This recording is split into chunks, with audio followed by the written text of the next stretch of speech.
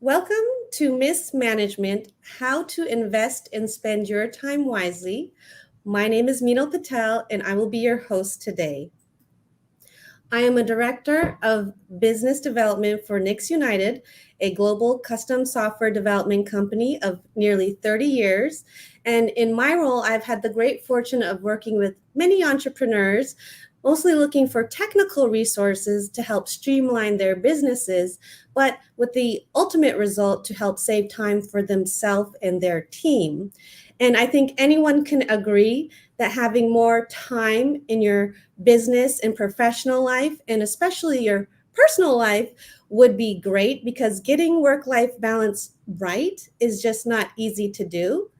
And that in itself can create a lot of pressure. And that's not just my feeling. There have been numerous studies that have shown that work life balance and time management is a top 10 challenge for women entrepreneurs.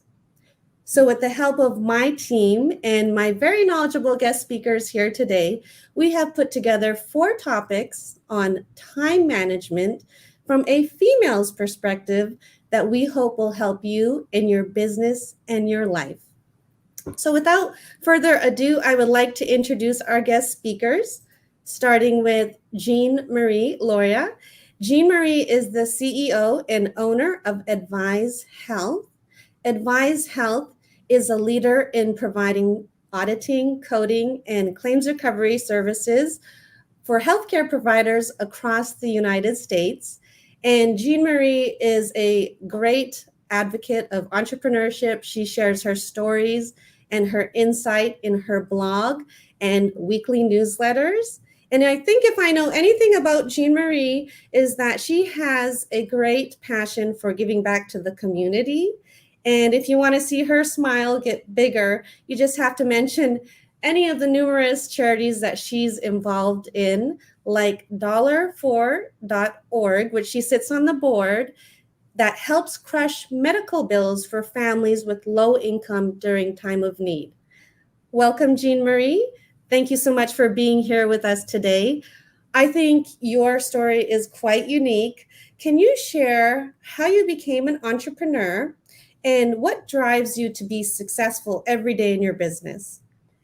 Thank you so much. And I really do appreciate you talking about both my company and the nonprofits that really matter to me, like Dollar4. So thank you. I appreciate it.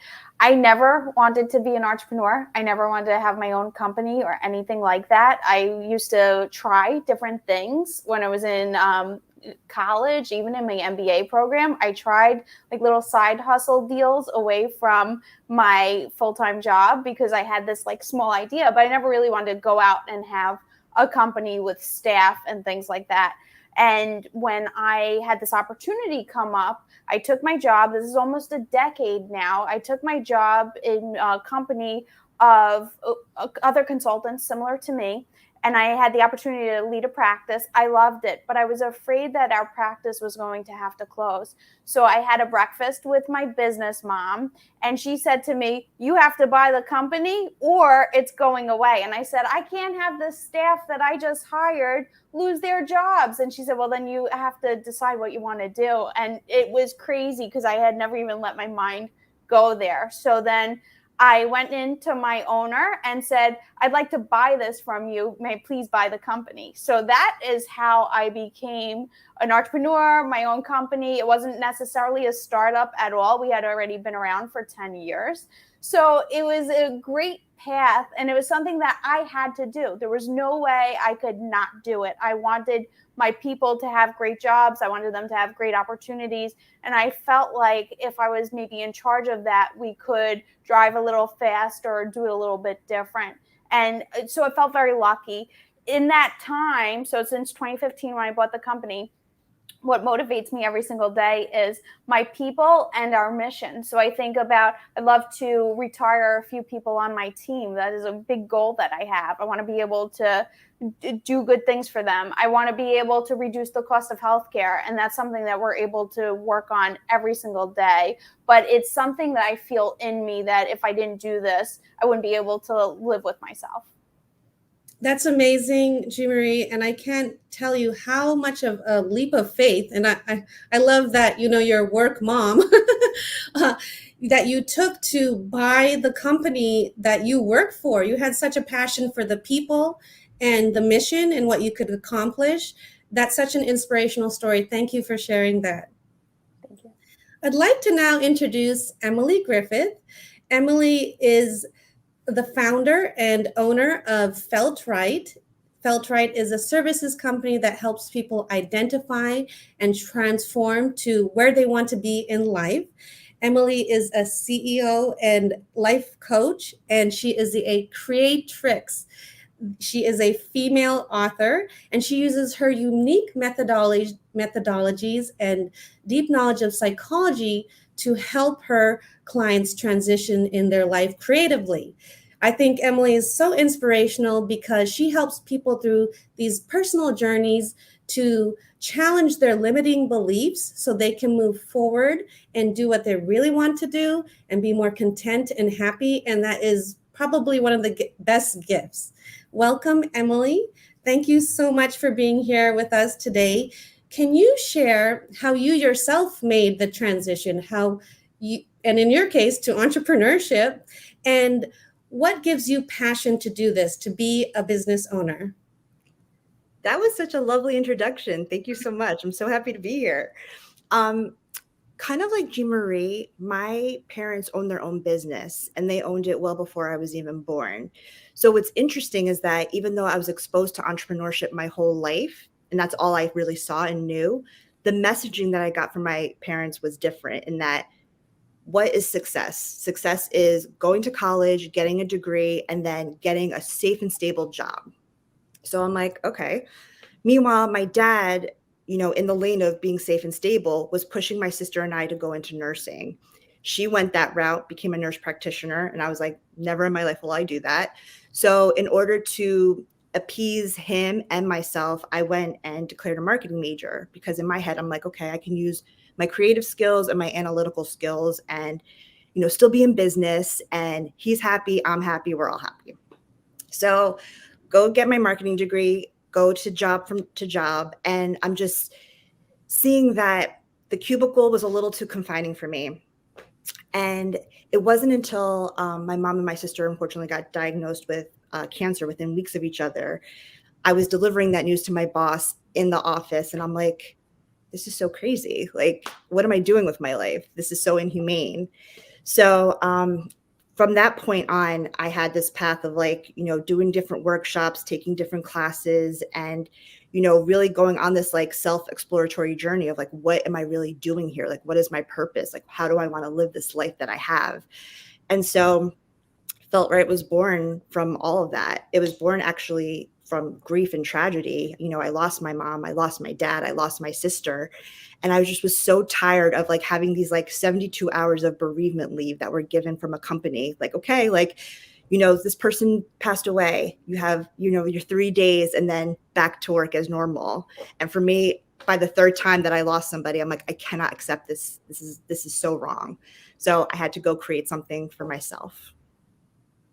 That is such a great story. And it's just telling of how time is so precious and how you just could not stay where you were and you challenged your limiting beliefs. And that's why I think you can give that to who you work with. It's inside of you. That's your passion. That's such a personal story. And I appreciate you sharing that, Emily, with us today. Thank you. So today we have 4 topics on this theme of time management that we're excited to share with all of you. We're going to talk about how you can use your time wisely by planning defensively in your business and guarding it. We're going to talk about how you can maximize the benefits you get from who you spend your time with in terms of mentorship. And then we're going to talk about this whole concept of time management in itself and how perceptions can affect you. And we'll wrap up with the very important topic of mindfulness and how being connected can help you stay accountable for the things that you're looking to achieve. We'll leave about 10 minutes after today's session for questions to come through the chat line. Before I jump into our topics, though, I want to share some intriguing information about women entrepreneurship and some statistics that I find fascinating. Did you know that there are over 250 million women entrepreneurs in the world, and there are over 13 million women-owned businesses in the United States? These are phenomenal numbers and certainly something to celebrate. There is, however, more work to be done. According to the Global Entrepreneurship Monitor, a third-party surveying company, out of 50 countries that have participated, only 4 have equivalent or higher ratios of female to male entrepreneurs. And if this were to become more equivalent across the board, we would see a rise in gross domestic product of 5 trillion. That's equivalent to all the GDP from first world nations like Canada and the United Kingdom combined, spread over the world. And that would be such a positive thing for everyone. In 2020, women were 50% more likely to state the pandemic as a reason for closure in their business. And there are many reasons for that, including the types of industries that they're participating in and services. However, one of the many reasons that they had to do that is that they provide the bulk of care for children and family members and had to reprioritize their time. There is a lot of resilience, and studies have shown that in 2021, the rate of entrepreneurial activities have increased for startups and growth for women-owned businesses. So this is certainly an exciting time and a great time to elevate conversations like we're going to have today. So we're going to start off with planning. And I know I mentioned the defensive planning and guarding your company. And we're going to be very specific around mitigation planning and how the activities that you take to avoid and reduce the negative consequences that can happen in your business. And in the case of failure, the steps that you would have to take to correct the path and get on a better journey are important. So we're going to start with how you can increase those activities for success. Jeanmarie, can you share what you and your team do to help plan and be proactive to avoid downturns and in your business? Absolutely. Thank you. So I don't always expect perfection or the best case scenario. I often think about what is it that we can do that's a small action to get to where we want to be. So I might set up smaller goals for us to go forth and do.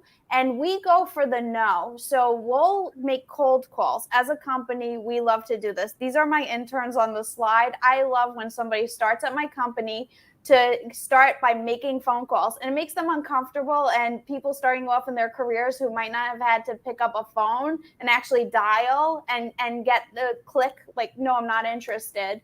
It's a character creation. And I think his ability to go home and say, you know what? I'm okay with getting a no. So we do it strategically as part of Advize, as part of our onboarding. But what we look to do is say, how many no's are we going to get today? We're going to make cold calls until we get 50 no's, and then we're done for the day.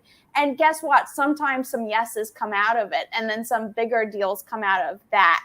But we break it up into small little micro activities that we could perform methodically and just get it done and feel happy and with that success.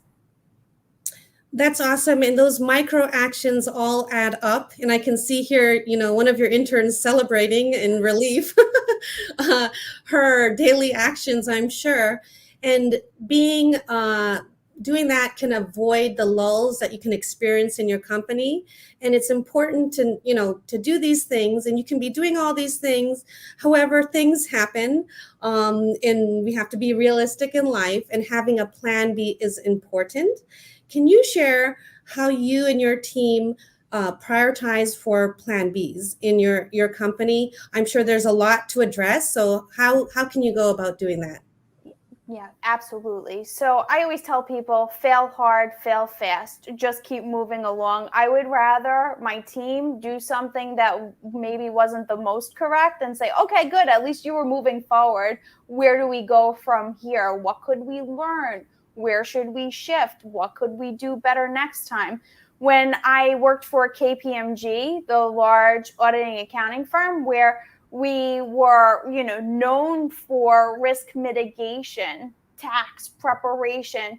One of the methodologies that we used was what could go wrong. Every time we would launch a project, we would sit there and say, what could go wrong? And we've taken that here to my company today. We always think about what could go wrong in creating contingency plans, not to the point where we don't spend all the time getting ready to get ready. We don't like to do that and being afraid to just jump off and do things. Instead, what we look to do is say, okay, let's list the 5 things that scare us. Let's list the 10 things that could go wrong, and then see how we could address that if and when the time comes. And I'm very much of a broad strokes person. I'll say like, okay, 5, 6, we feel good about that. Is it worth it? Is it within our risk tolerance? Do we feel like this could be something of material if we take a plunge and go into a direction and it goes off course, and maybe we spend too much money, maybe it's too much time? Okay, we won't do that the same way again next time. What could we learn from it? We post-mortem so much and say like, okay, what did we learn? And we never kick ourselves. We only say, okay, that was a learning experience. Let's move on. We try to stop the bleeding as fast as possible. And even when we have to terminate an employee, we'll sit down and make a list. Like, what is all of the things that could fall out from this that we're not even thinking about? If we're looking to stop a service line, okay, how do we shift it fast enough? What happens if clients come in for that service line? Where do we put them? How do we make recommendations? How do we message this to the community? So there's many, many ways of going about it. But I think the key point is not to just sit there and be afraid to go out and do something. So just saying like, okay, let's put it out there. It's on the board. We could all see it. We know what could go wrong. And now we move forward. That's wonderful advice, Jeanmarie. And I can see that, facing your fears is like a top thing here, but not going, crazy with it. Just really realizing that these are things and being realistic with life and having that proactive activity just to sit down and plan and get that out of the way and then move on. You could be doing all these activities, you could be doing the micro actions, you could have your what ifs, and you could try something and it can still not work out. It can still fail. And I know you said get up and move on fast. And can you share, what your advice would be for our audience to address failure? And do you have any examples yourself?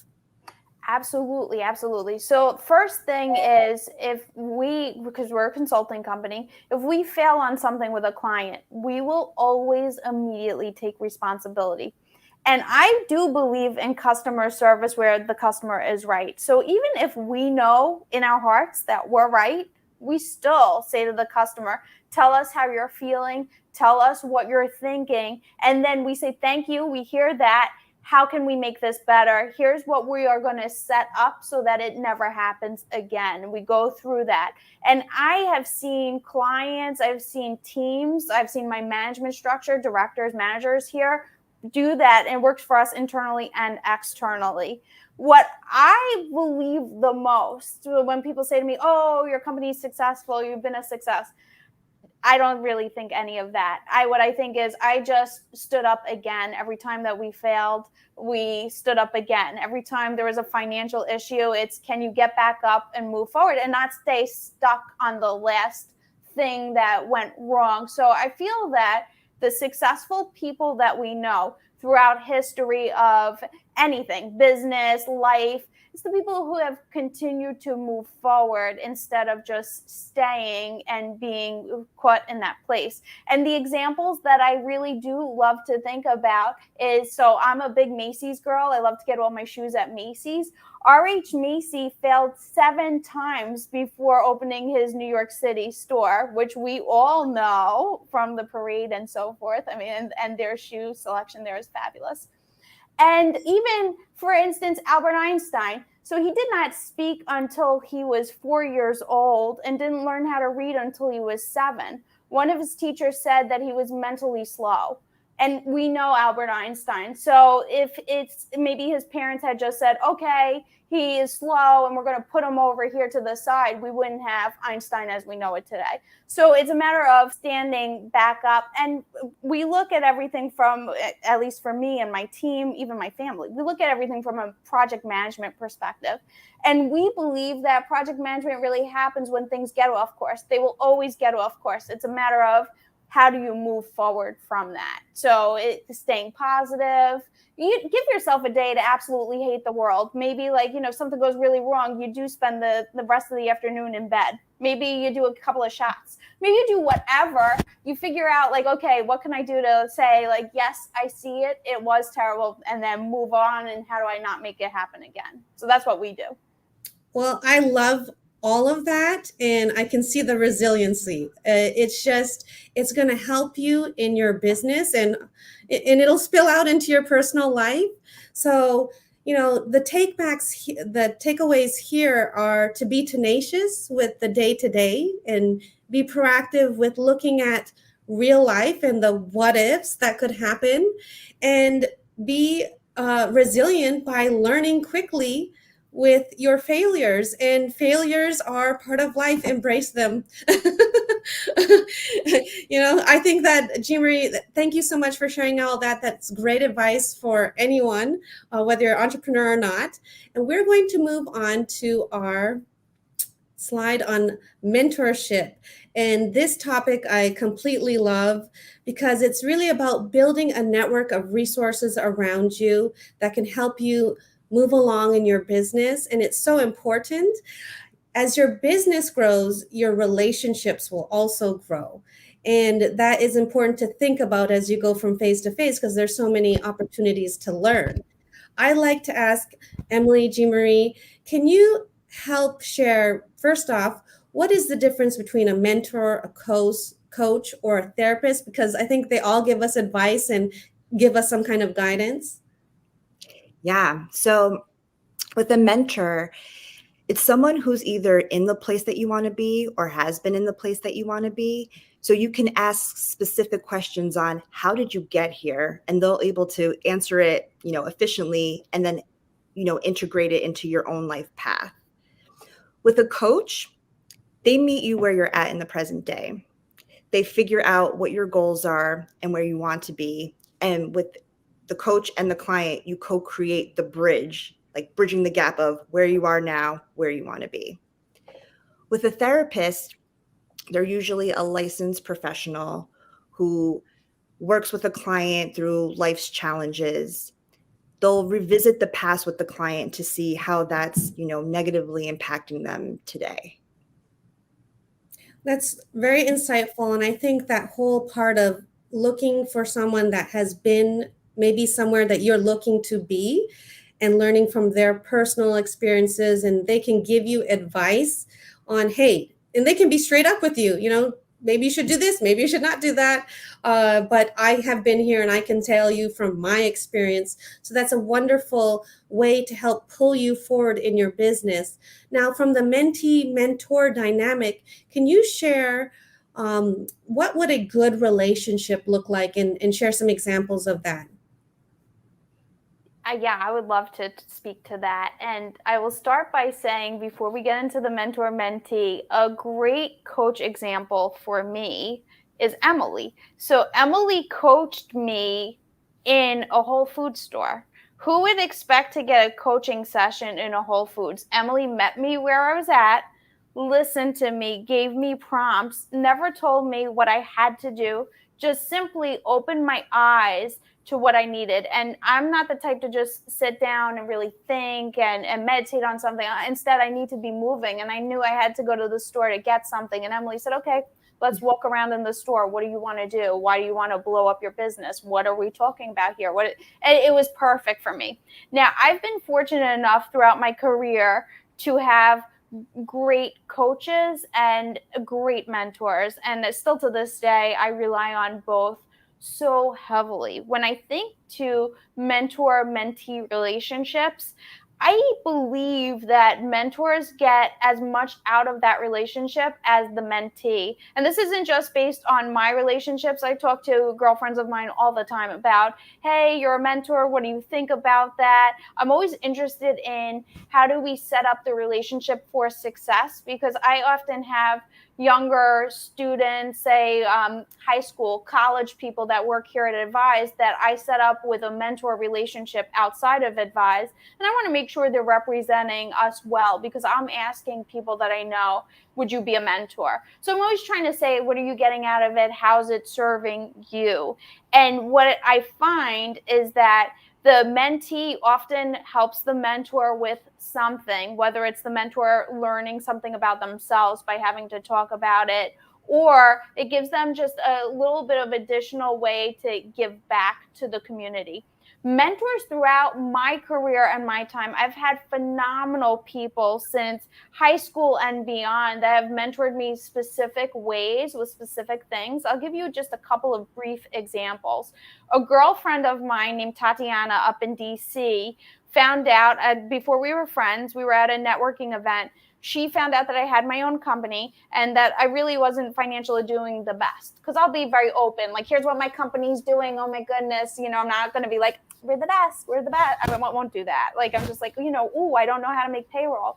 She said to me, you don't ever have to get a hotel. Come and stay at my house. Now, the fact that anybody would do that is incredible. But then she really lived it. So she would make me meals that were spectacular. We'd sit down and she would say, okay, tell me what you're doing about this. And I would tell her and she'd say, have you really thought about doing this? Here's a to-do next week. Maybe you should do this. Let me take a look at your marketing material. And she would circle things and say, how about you make it better and then I'll review it? How about you do it this way? Go talk to this person. So she was mentoring me in ways that were so much beyond just career. It was making me feel like I had family to stay with and feeding my soul and feeding my belly. It was just such a great mentor-mentee relationship.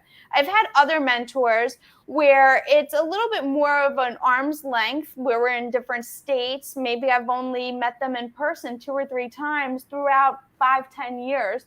But I go specifically when I have a need. I really don't know how to handle this. What would you do? And my mentor would tell me, this is absolutely what you need to do. Why are you doing it this way? So I've often tried to identify mentors that help for very specific things. I had a mentor who runs a law firm. And when she was coming up, the female lawyers couldn't have families. So basically, if you wanted to make partner and get all the way to the top, you would not be able to let people know you had children. So she had 3 nannies where she knew if one called out sick, she would have another one. She had a daughter that she never told people she had until way later in her career. And now she has a firm in New York City with all female attorneys, and they promote and help each other. And she mentors me in the sense of, this is what you can do. And she not only tells me to-dos for me,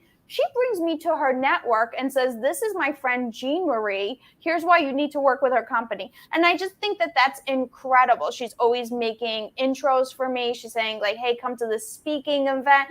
So she's actually doing things that really help me. And I'm so lucky to have, I could give you many, many stories of different mentors and how it's worked, but I just feel very fortunate that these people have come into my life. I would love to hear way more about all these mentors because it's so interesting. And I think that what I have gotten out of that is that, your relationships, they are like a friend that cares about you. And they are not just you chasing them. They're pulling you in and giving you opportunities, and that's a great thing. And I think that, it doesn't have to be, as what you said, it doesn't have to be just one person or look like this way.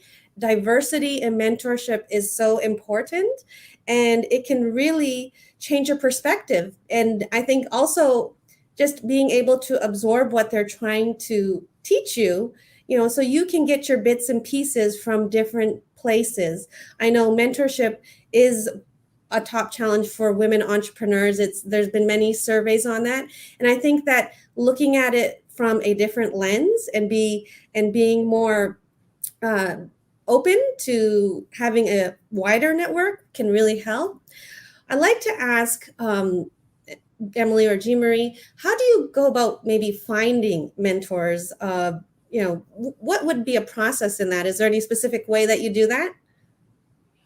I love to brute force it. So I'm always a law of numbers. So to my point about how many no's can you get in a day, I'm a voracious networker. I will always go to an event, even if people around me are like, we're not going to an event, we're on vacation. I'm like, we're going to an event. I love to network. I have found mentors through networking. I have been specific, either when we were during COVID and in quarantine, I would go on LinkedIn and say, hi, I haven't been able to get out and meet anybody. I'd like to meet you for a virtual cup of coffee.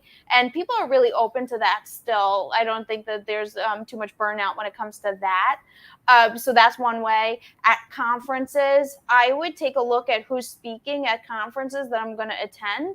And I would pre-email people and say, do you have a few minutes for coffee? And for me, I always look to make a brief conversation, really listen to what they're doing to see if there's any way that we could have something that works for both of us, not just for me. And then say, okay, I'd like to follow up with you. How would be the best way? So there's no formula of I go in, I give business card, I follow up 5 times. No, I listen to them. And then I say, okay, thank you. I'll follow up with you that way. I've been very fortunate to have good mentors come out of that. Come from clients of mine where I see tremendous people in leadership where I say, hey, I'd like to have a call with you just to talk about, some strategy stuff. And so I think that the opportunities are out there. You have to seek them. And then I also find mentors in family. So I think that's one often overlooked kind of place. I look at my in-laws, I go to those entrepreneurs, a hairdressing salon, like a salon. I ask her, hey, when you sold your company, what did that look like? And to me, that's a big mentor conversation versus like a mentor looks and sounds like this. I talk to my mother about any kind of financial transaction I want to do, big or small. My mom, no background in finance. My mom has very good street smarts. My mom is like, okay, but what if this happens? And what if that happens? So I look to mentors from that perspective. And then also the other piece, which I think is the gem that we're all sitting on, is who are the younger mentors for us? So one of my greatest mentors of all time is Maggie Stankowitz, and she put me on Instagram. I said, I would never get on. I don't do social media. I never had a Facebook. And she said, nope, we're going to be on Instagram because for the business, da, da, da. And she's been my mentor where she'll send me links. The other day, she sent me a link and said, did you read this? This is what you should be doing. I'm like, this is great. So I think it's letting the universe speak to you, who's a good mentor, and then seeking it out, but always being respectful of what works for the other person more than yourself. I love that. And I certainly love the finding younger mentors, because I have a 14-year-old mentor called my daughter. And she gives me all sorts of advice. And you know what? It really is about listening. As you said, just listening and being perceptive of are the messages coming from, and they can be all helpful in your life. You really have to be open to that. I do have a final question here on mentorship. And, as you grow in your business and you move phase to phase, how do you kind of address or know when it's time to move on or change? I think it's okay to give yourself permission. And I've been using a lot of I think language because none of this is hard and true. It's not 1 + 1 = 2. There's a lot of this is what I've done. This is what has worked out for me in the past. I'm very open to if anybody wants to ever contact me and workshop some things together or go through some things together, I'll always share. But from a me perspective, there have been times that I have outgrown mentors of mine, and I end up saying it's okay for us to be friends, or let's just, be contacts, or just let it trail off. It's okay to give yourself permission for that. For a while, I would go back to a specific mentor that was not a good relationship for me, but I would go back and say, well, maybe I said something wrong. Maybe I did this wrong. And I've recently been working on permission to say that was a perfect mentor for that time, but now I've outgrown it. Things have changed for that mentor's life. It's not working for both of us anymore. And unless it's a win-win, it doesn't make sense. And so sometimes it's time to move on and make room for other new mentors. And as you grow, whether it's in your career, whether it's within your business, your personal life, as you grow, it's always time to grow with that, especially in the mentor relationship. That's great advice. And I think that, the takeaways here are that, you can be diverse with your mentors. You really have to be open to the different types of opportunities.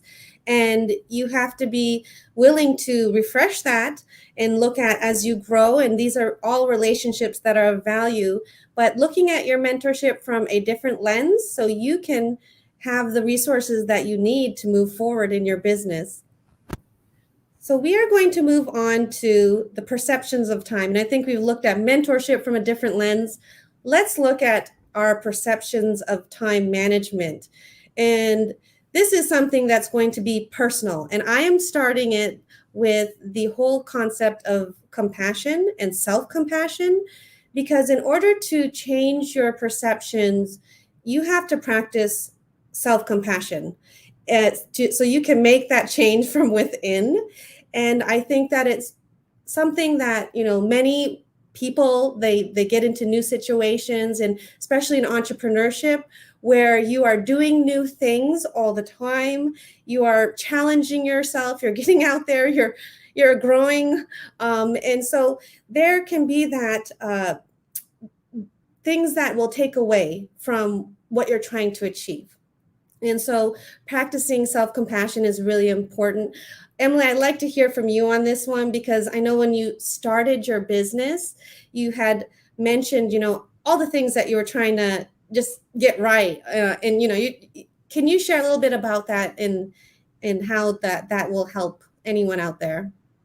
Yeah. So when I was first starting Felt Right, I was starting it in January of 2019.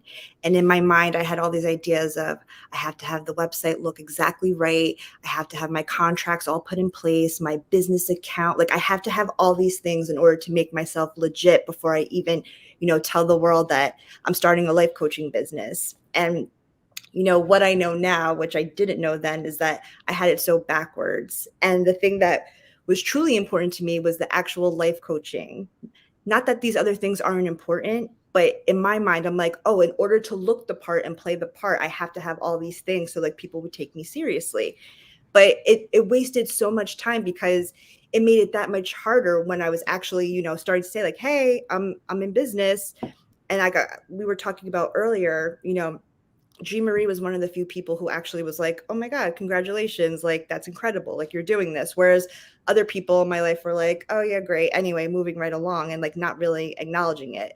So I think about this a lot. And I know, especially with high achieving women, imposter syndrome like runs rampant, because it goes hand in hand with perfectionism. And, we want everything to look exactly right and exactly perfect in order to even, say anything about what we're actually doing. So the self-compassion is really important. It's a really hard practice. I know for me, I'm going to be working on it for the rest of my life, but it's something that I'm so glad that we're talking about, because more people are suffering from this than they'll let on. And especially when Jeanmarie's talking about social media, how she'll never go on there. I mean, on Instagram, you see like someone's like perfect, like day at work with like their laptop working somewhere like, tropical and amazing. Like, look at this great life. And I'm sitting here like in the cold in Jersey City, like, oh my God, what? But it's like, I'm comparing their like highlights and their like perfected, curated image to like what's really actually going on in my day to day. So I love that, Emily. And, just keeping it real, having that compassion for yourself is so important. I think once you start to do that and you can open yourself up to it, you can look at the myths that you may be carrying, and your untruths. And so we have a few here that can help, share. And it may not be what you think that is a myth for you, but it could be a myth for someone else. That work-life balance is about time management, or there's a finish line to something that I'm doing. And in some cases, that multitasking is a must. I can tell you that was a belief of mine as a busy mom, that I have to always be doing many things at one time. And I had to sit down and be more compassionate to myself, to allow myself to think about, hey, these are myths, or they're not truths in my life. And so that is the start of the process of changing our perceptions of time management, because it can waste our time and affect us. Emily, can you share, some ways that people can help change their perceptions of time management through increase their time efficiencies? Yeah, I know for me, writing is so integral, not just in my personal life, but in my professional life. And, in order to really be present in the moment and not worry about what's going to happen in the future, what may happen, or like think about what happened, yesterday, writing for me gets me exactly where I need to be, in the sense of, I'm here right now in this moment. This is all I have. So like, sure, I can spend time wasting time, really, ruminating on what could possibly happen, or I could actually be here in this moment and like, let it be, like, let it exist as it is. So I know for some people, writing may not be it. Writing might, be this like jarring or, scary thing that they don't even want to go to. So like, whether it's meditation, sitting and being present with your thoughts or with your breath, or whether it's going to take a walk and like clearing your head. There's so many different ways to go about this, to being present. And I think what's really important and what really matters is that you attempt, and that you try, and you see what works and what doesn't work. And like Jeanmarie was talking about earlier, you assess and you ask the questions, and then you move on and try something else to see if that best fits the type of person that you are. That's wonderful. And I think that comes down to like asking yourself, what is your balance? What is your day? Can you share a little bit about that?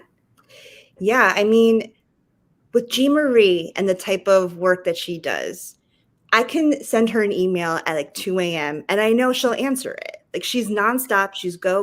Like, that's the type of work life that she has. It's passionate for her, and she invites her personal life into that. So it's very mixed.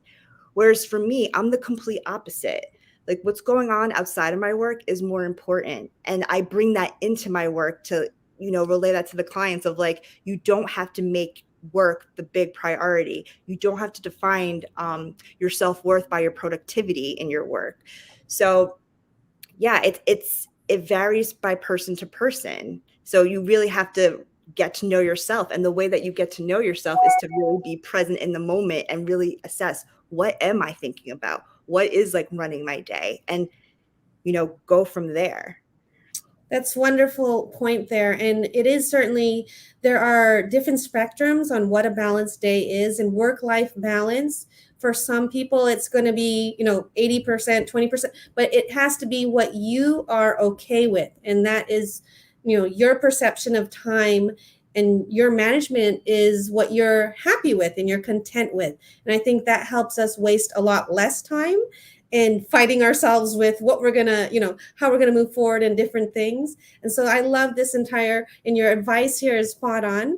So we're going to move on, because you mentioned, and it's a great segue, is being present.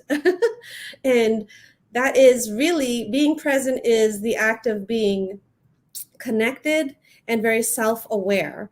And I have a great quote here by Madam C.J. Walker, and I have brought this here because I feel she is a pioneer entrepreneur that anyone could look up to. And she was very connected, and she was very self-aware of what she wanted to do. She, for those of you that do not know who she is the first self-made female millionaire in America.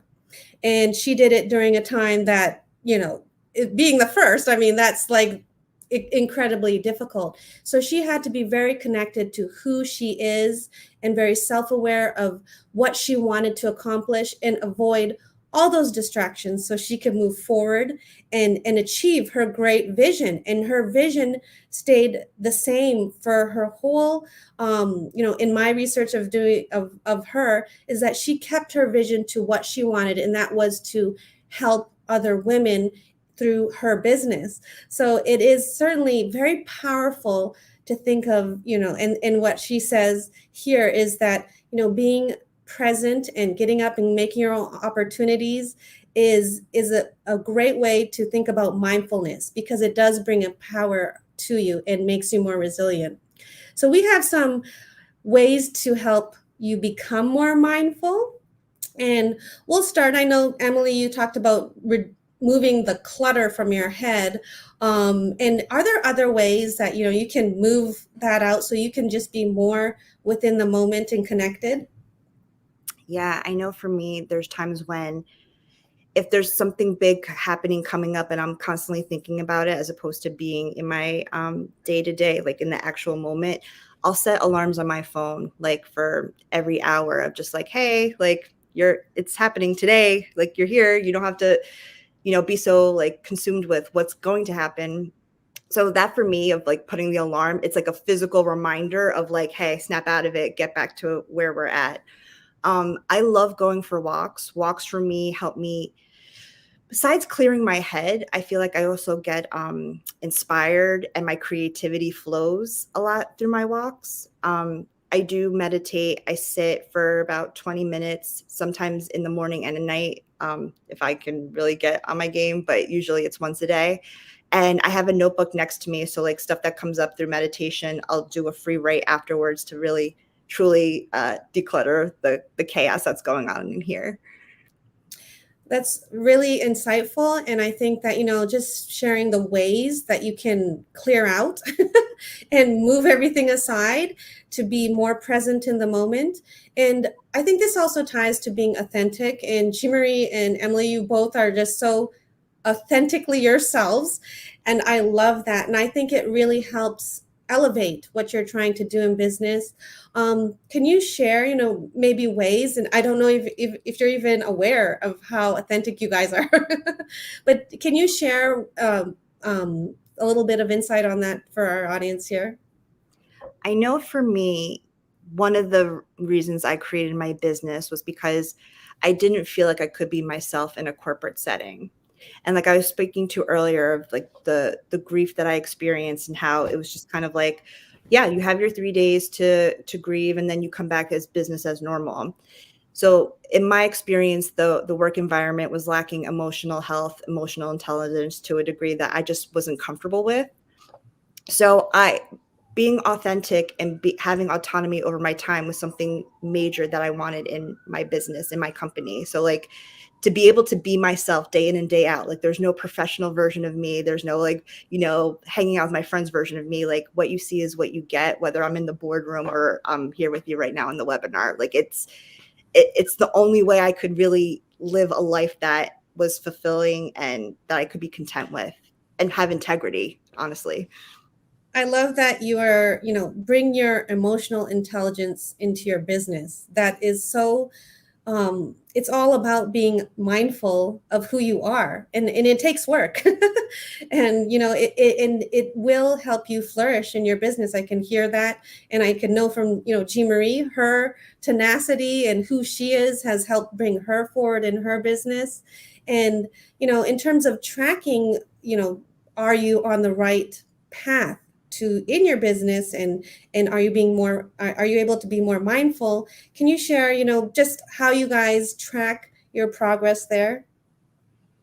For me, I track my progress based on my financials. I look at my financials at the end of the year and I say, okay, where are we? I look at it as far as the business and then myself. And I say, okay, where do I want to be? And it's funny because when you speak on authenticity, there have been many people throughout my career who've told me, lose your New York accent. You should be more like this. You should be doing more of that. maybe if I had taken some of that advice, we would be triple our size at Advise. Maybe I would have so much more money, but it's the stuff that you can't measure as well. I've been very happy doing it. I've been enjoying myself. So I'm happy with the numbers and having life on the side of that. So for me, it's numbers and do I feel happy when I get up, and that both, I could feel it. It feels right. That gut feeling. I love that. And you know what? I think that anything that takes away from you being authentically yourself is going to be an obstacle. So I'm glad you never lost your New York accent. Because Speaking of felt right, Emily, I don't know about you. Like, I feel like I overpowered, but you tell me felt right. I'm obsessed with you. That's all I have. So taking your obsessions, and you know what, I put on this, one of the tips and advice is just to, not be perfect. And we put there, give the middle finger to perfection, because that, in itself is trying to be perfect. So we appreciate everyone's time here today. We hope you could get one or two things that can help you in your business and your personal life. And I want to take a moment to sincerely thank you, Emily and Jeanmarie. You have been fantastic. You both have collaborated to give this content today. And I think it's just wonderful to put ourselves out there and share this information in a different perspective so we can help others. So we are going to open the chat line now. We have just under 10 minutes. If you have any questions, feel free to ask them now. And I'm going to leave our information here. If you want to reach out to us, feel free to link into us and keep the conversation going. We're excited to hear from you.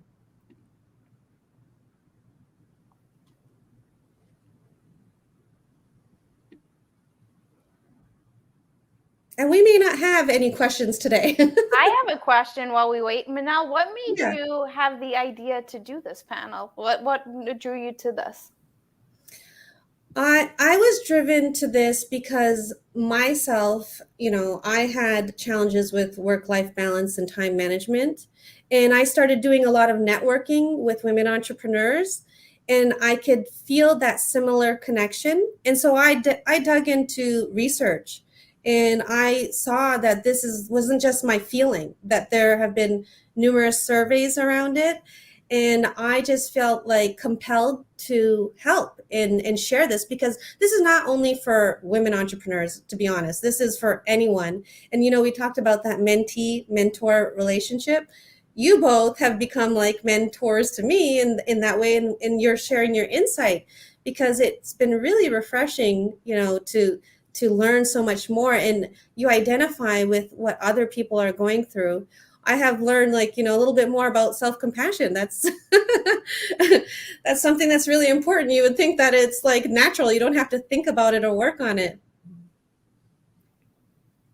Thank you for sharing that. I did receive a question via text. So unless you have a question on your side, I actually like to ask this question to Emily, which I did receive from somebody who is attending. So thank you for this question. I'm not going to out who you are, but Emily, we did get a question on how do I help myself move from where I am in my career? I feel very stuck. When is the right time, and how do I do it? I'm very afraid. What would you say I should do? So Emily, what do you think about that? Because that feels like a you question. Yeah. So in 2008, when the economy was crashing, I was in a similar spot of like, I don't want to have these people have my livelihood in their hands, because there were layoffs every day at the company that I was at, because literally the whole economy was just falling apart. So I really sat with myself, and I'm like, okay, at the time I was a clothing buyer. So I'm like, my clothing consumption has changed since the, fall out of the economy. But what am I doing differently? Or like, what is in my life? Like, what am I passionate about? And so I lived above a wine bar at the time. And so I always had 2 bottles of wine at my house, like whenever, like every day. So for me, I'm like, okay, I'm going to look into wine jobs because that's something that's interesting to me. So literally at my desk, as people were getting called up to the C-suite to get let go, I'm sitting at my desk, like researching and setting up interviews to become a wine buyer. So I understand and feel on a very visceral level how terrifying that can be when you think that like you don't have a move to make. But while you're in the position that you're in, like really take some time to figure out, okay, where I'm at is not necessarily where I want to be, but like, what do I like to do outside of work? Like what interests me, what intrigues me, like what inspires me? Make a list. And then from that list, can you create some sort of work or some job from that? And if so, maybe it is, starting your own business. Like for me, that thought didn't come until way later. But if that's the case, then going back to mentors and coaches and therapists, like, getting those types of people involved. But if it's, simply moving from one company to another, it's just starting your research and getting into, okay, like, well, this is what I like to do. So like, what companies do this? I can take this to LinkedIn and research people who are into a job that I want to do. So there's like so many different avenues to go about it. But like, I think the first thing and the most important thing is like just taking one step out of the stuckness. Just even doing the research will start getting the momentum going for you to, eventually make that move. That's great advice, Emily. Thank you. And I think that, just taking that first step is a giant step sometimes. The smallest, babyest first step is like exactly that, Minal, exactly that. Well, we have a few minutes left, and what I don't see any questions coming through the chat. So what we're going to do today, because this whole theme on time management is we're going to give some time back and people stay. How about that?